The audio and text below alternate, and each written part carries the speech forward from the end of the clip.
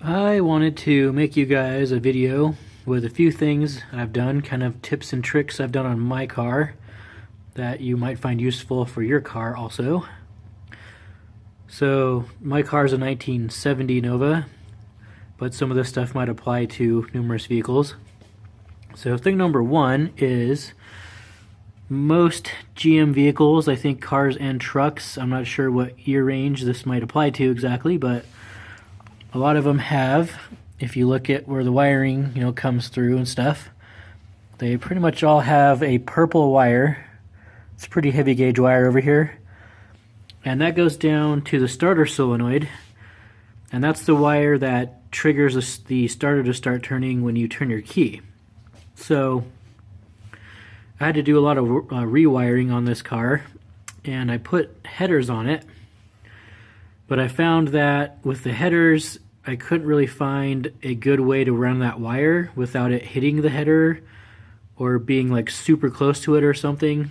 So I wasn't really sure how to make that work without the wire just burning in half or catching on fire, melting, whatever, right? So I was out working on the car one night, and my neighbor guy came over and was kind of checking out the situation. And he said, "Hey, I got something you should try." So he went to his house and came back with this wire here that I actually used. And if you can kind of look at it, it's braided. But what this actually is oven wiring for a house, which sounds kind of weird, but I think it's got aluminum wire in it, which is okay. It conducts power just fine. But it also has this like kind of a weird sleeve inside of it, like some kind of coating of some kind. And then it has this braided outside edge on it, or outside coating, whatever you want to call it, cover. So it's pretty tough. And since it was for an oven, it's like a high temperature rated wire. It's what they used for houses. So I'm messing with this stuff. I have cut off pieces of it, and I've actually just taken like a torch to it, like not like a full-on torch, but like a little handheld, kind of like a soldering torch or something like that. And I've just like burned it on it for like a couple of minutes. And it gets like, it looks pretty hot and everything, but after you turn the flame off, it pretty much just cools off and it looks like normal again. I wasn't able to burn through it or anything. So it's totally flame and heat resistant. So I just spliced the chunk of that. It attached to my starter, and then I just came up and spliced it into the existing purple wire, soldered them together. And it's been working great ever since. So that can, just literally sit on a header, no problem, and it's not going to damage it or cause any problem at all. And my car starts, it turns over just fine, so no issue with voltage or anything like that. If you are looking for a really easy way to hook up either constant or switched power, or both, I found some really cool fuse blocks that I'll show you guys in a second that will really help with that immensely. I put 2 of them on my car, 1 of each. What I did was, when I rewired this car, I found a wire, which happens to be this green wire right here. Came out of my bulkhead connector, and it was a switched wire. It also is constant on, so basically when I turn the key to cranking, it keeps power, which is important for some aspects. But I just ran it across kind of the factory little holder deal there and down this harness, and then through a hole in my firewall. And I'll show you where I mounted my fuse blocks here. It may not work for most of you guys because you probably still have all your heater stuff in there, and I don't have any of that anymore. So I have that switched wire, and then on this side I just hooked up a hot wire, kind of a heavier gauge wire from my battery positive, and it snakes around. I actually moved most of my wiring inside my fender wells, and it goes over here, ties in with that stuff over there, and goes through the firewall. So let me go over here and show you what these look like and how they work. Okay, so obviously you guys are going to have most likely heater stuff under here. Just going to take up all of this space. Since I don't have any of that, I just mounted mine right here. My coil's actually inside my firewall too. So if you look, the green wire comes through out here, and I just ran it up through this hole. And then these two fuse blocks, my brother actually got them for me, and I'm pretty sure he got them at O'Reilly Auto Parts. You could also, I'm almost certain, find them on Amazon or eBay. This is what they look like. You run there's just a post right here with a nut. So that's where you hook up your power in. So this one just happens to be a switched power, and I ran my constant hot power to this one up here.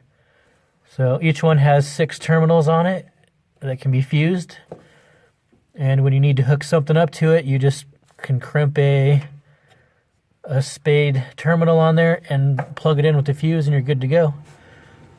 This is really convenient. So if you were hooking up like some extra lights or stereo, even some gauges or something, anything that you need power, either switched or constant, it's really easy just to run a wire over here and plug it in. I actually have, I think my coil wire is ran over here to this, and I have like one of my distributor wires I think comes in here and hooks up to stuff. So I'm really liking these. They're pretty cheap.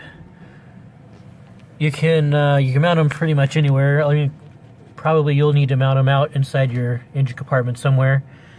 The underside of the dash on these cars, I know the heater boxes take up a lot of the space under here, but it's kind of rough over under here. It looks, you can't really tell in the video, but over in there it's kind of wavy. The bottom side of the dash is kind of smooth. It's got a curve to it. You can maybe hide them up in there somewhere, or potentially find some place somewhere under the dash. It's kind of a mess in here. They just mount. There's 4 holes in them. I just actually used 2 of them.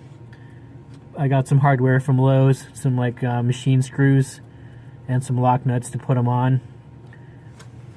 So, but you could use self-tappers of some kind possibly, or depends where you want to mount them to.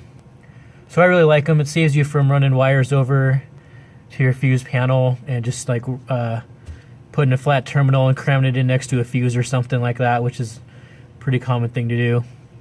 So check these out. They're a lifesaver. They kind of clean up your mess and make it really easy to plug in more stuff. Okay, I don't know how well you guys will be able to see this, but we'll give it a shot. So if you're like me, you put your engine in and you need a way to monitor your water temp, voltage, and oil pressure and all that stuff. And you don't want to rely on the dummy lights in the dash, so you're going to put some gauges in. So these little 3-gauge pod things are pretty popular. I've used them before. So I bought this one off a local guy that sells parts and stuff like that. But I found out that this is a really convenient place to mount it. It's almost perfect. So you got the ashtray right here. And my ashtray still opens and closes and everything like that. But if you look down underneath here, the ashtray has 2 screws in it. Hopefully you can see that. If you just have a stock dash and your ashtrays there, you can look. So if I can get this to focus, there's one here, and then there's one further down here on the right. So those are for part of the ashtray assembly, but you can actually just screw in one of them right through the little slot in this bracket for the gauges. And then on this side, all I did was just mark on the bracket where the other screw went, and I just drilled a hole in the bracket. So essentially this is just screwed on under the dash through those 2 factory screws for the ashtray. So that worked out really well. And then you got this whole giant cluster rat's nest of wires that you have to hook up after that. But that made it super easy to mount that. And the last thing that I want to talk about for this video, at least, is mounting of the radiator. So I got this 3-core Champion aluminum radiator a while back. And it's a little different than the factory radiator, although I was able to make it work with the factory hold down. So it's not a big block radiator or anything. It's supposed to be a direct replacement fit. It's not wider than the stock one really, or well, it kind of is, but it's not as wide as like a big block one would be. But if you look at, see if we can see down here on the bottom, it sits into like the rubber grommet on the bottom okay. Normally the stock radiator, the outer tank part would be fitting inside of the rubber mount there. But since this one's a little wider, it just kind of rests on the core a little bit there, which is fine. It's not going to hurt anything. The other side over there, which I don't think we can see too well, but it's actually the part of the tank is sitting down inside the rubber mount there on the bottom. So that's perfectly fine on the top, or on the bottom there. However, on the top, it doesn't fit quite right. So you'll notice the hold down is going like way over the tank on this side, but most of the tank is exposed on this side, so it's kind of offset almost. So on this side over here, this is like the stock little rubber mount that's in there. And I don't think I trimmed this one any, it just fits on there good enough. See if I can get a good angle in there. So it's kind of sitting over the tank a little bit. Goes over there, fits all right. It's holding it on. So the metal plate's not actually touching the radiator, it's just the rubber spacer in there. And they mount these little pull-through deals, right? But on the passenger or the driver's side over here, the right side, I have the same issue as on the bottom, where this is going to sit over the core part, which leaves a pretty big gap to fill. So I wasn't really sure what to do about that initially. The stock rubber part was too short, so this panel was sitting like down on top of resting on the tank right here on this part of the radiator, and I didn't like that at all. Figured it would rub.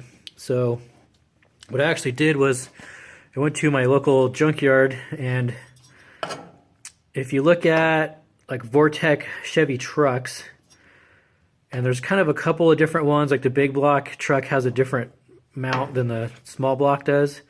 I'm pretty sure this was the small block style mount. It bolts on the core support and goes over the radiator. It's a little different than this, but what I ended up doing was taking this rubber mount out of here, because it has the same fitment, right? And I just was able to chop it down to fit in here, because this part right here is much taller than what the factory little rubber deal is that comes on this plate. So it takes up that gap between the plate and the core down there. So it's a pretty decent gap. But if you try to just use it as is, it's like it's almost too thick, tall-wise, and it's too long, right, this way. So if I can get this to sit there. So what I had to do was trim the end off here and make it like narrower this way. So I trimmed these ends down, and then I just got like a razor knife and dug it out along this little shape here, channel, until it was about the right height, and then I just stuck it back in the plate with the little nipple deal there, and it worked just fine. So I bolted it in, and the radiator's in there really solid. It's got rubber touching on all 4 points now, top and bottom, and that works great. So another little tidbit there for you guys, and I'll make some more videos here coming up, so be on the lookout.